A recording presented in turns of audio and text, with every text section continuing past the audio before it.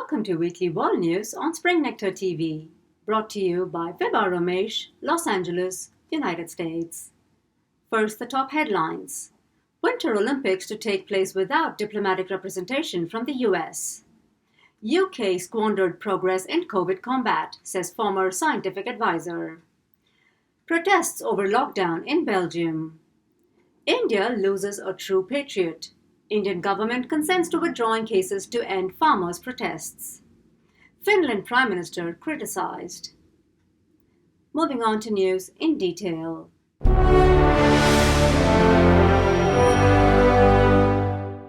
On Monday, the US made a decision that is likely to widen the gap the country has with China.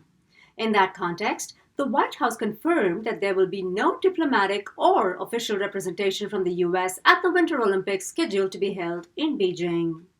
To this end, Press Secretary Jen Psaki announced the Biden administration will not send any diplomatic or official representation to the Beijing 2022 Winter Olympics and Paralympic Games, given the PRC's ongoing genocide and crimes against humanity in Xinjiang and other human rights abuses.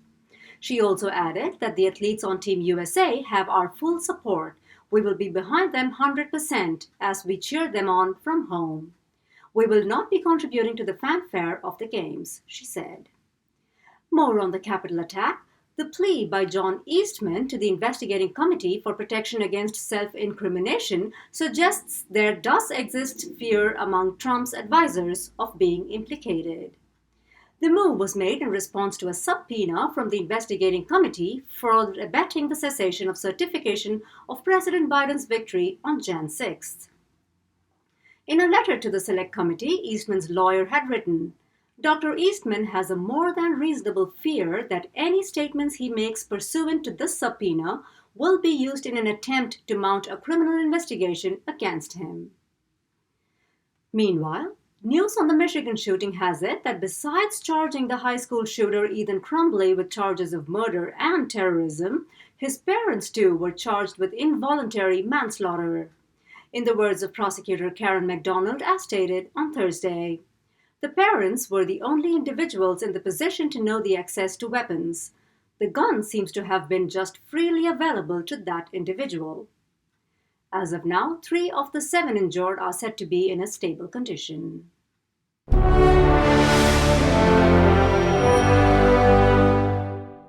Moving on to the United Kingdom, the rapidly spreading Omicron variant has moved the government to reinstate new restrictions.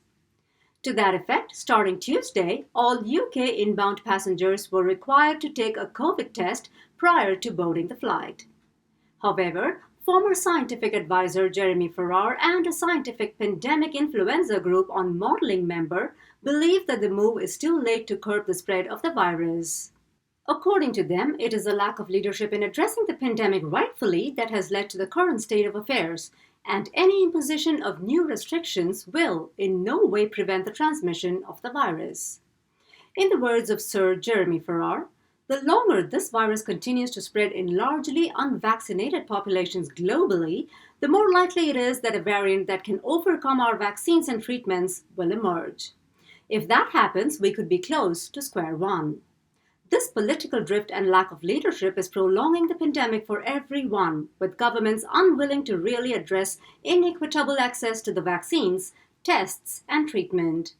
There have been wonderful speeches, warm words, but not the actions needed to ensure fair access to what we know works and would bring the pandemic to a close. Meanwhile, COP26 spokesperson Allegra Stratton resigned from her position following the video leak that showed her joking about a party at number 10 during the lockdown in December 2020. She apologized in a statement that read, "The British people have made immense sacrifices in the battle against COVID-19. I now fear that my comments in the leaked video of 20 December may have become a distraction against that fight. My remarks seem to make light of the rules that people were doing everything to obey. That was never my intention. I will regret those remarks for the rest of my days and offer my profound apologies to all of you for them." Please, can you stop? I'm going to make a statement. You don't. The British people have made immense sacrifices in the ongoing battle against COVID-19. I now fear that my comments in the leaked video of the 20th of December last year have become a distraction in that fight. My remarks seemed to make light of the rules that people were doing everything to obey. That was never my intention. I will regret those remarks for the rest of my days, and I offer my profound apologies to all of you at home for them. Working in government is an immense privilege.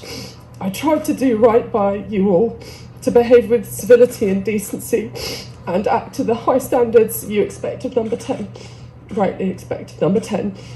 I will always be proud of what was achieved at COP26 in Glasgow and the progress that was made on coal cars, cash and trees. This country and the Prime Minister's leadership on climate change and on nature will make a lasting difference to the whole world. It has been an honour to play a part in that. I understand the anger and frustration that people feel. To all of you who lost loved ones, who endured intolerable loneliness, and who struggled with your businesses, I am truly sorry. And this afternoon, I am offering my resignation to the Prime Minister. Thanks for your time. Over to Australia. Following in the footsteps of the US, Australia too announced the boycott of the Winter Olympics.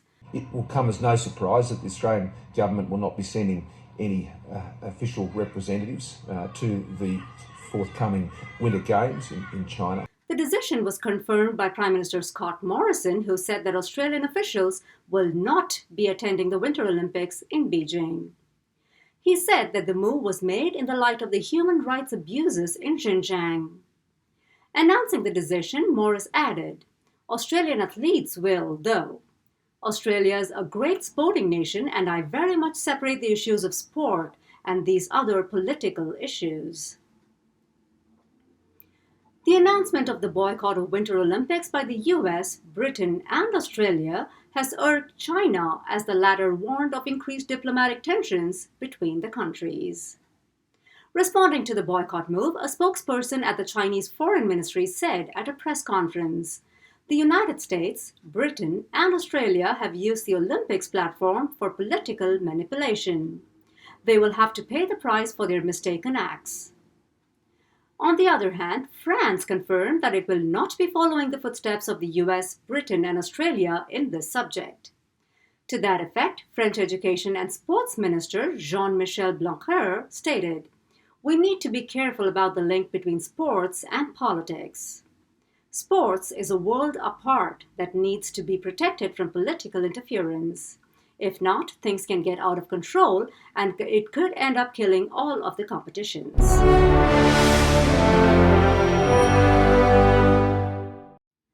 And in Belgium, the reinstatement of restrictions and lockdown in the event of a spike in COVID cases have triggered a series of protests and demonstrations. Sources say that nearly 8,000 protesters thronged the European Union headquarters with chants echoing "Freedom." Police intervened and were compelled to resort to tear gas and water cannons to disperse the gathering.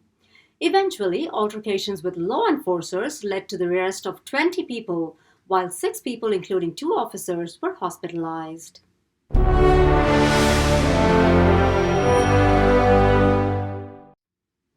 Moving on, in a tragic incident, India lost one of its prized veterans, General Bipin Rawat. As news would have it, Rawat and his wife were traveling along with other senior officials to the Defense Services Staff College in Coimbatore when the helicopter they were flying in crashed, killing all on board. Prime Minister Modi passed on his condolences as he said, "His passing away has saddened me deeply. India will never forget his exceptional service."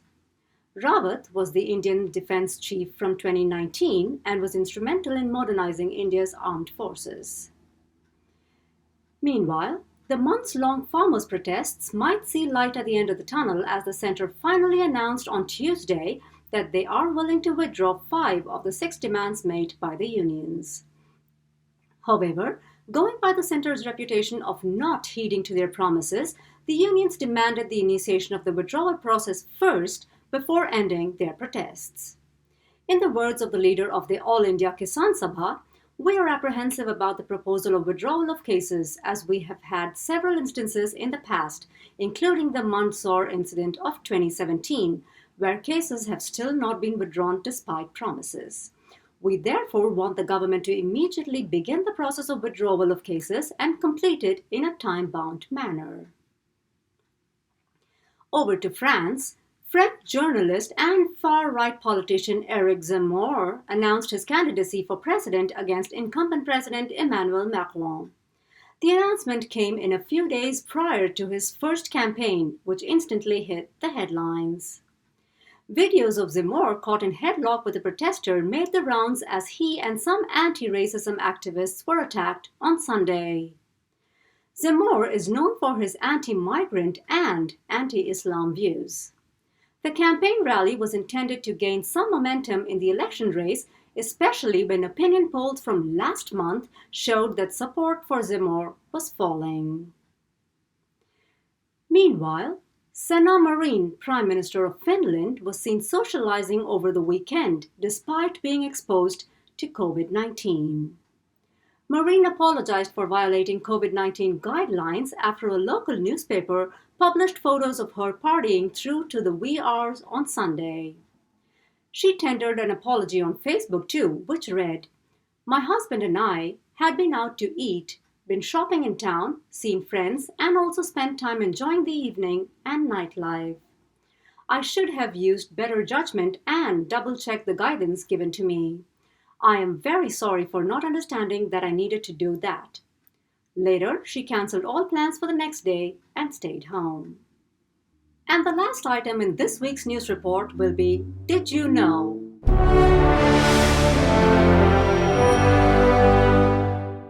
Did you know about the Museum of Failures? With exhibitions currently showing in Minneapolis, US and Taipei City, Taiwan, this unique museum celebrates the numerous failed products and designs invented by organizations from across the world. Curated by Dr. Samuel West, a licensed psychologist, the museum displays some of the worst ideas ever. Among its 159 products are Colgate frozen entrees and Harley-Davidson perfume. Well, on the upside, the museum may be a reminder that an invention is the result of failures. And that brings us to the end of this week's news bulletin. I'll see you again next Friday with more world news on Spring Nectar TV. Thank you. Stay safe.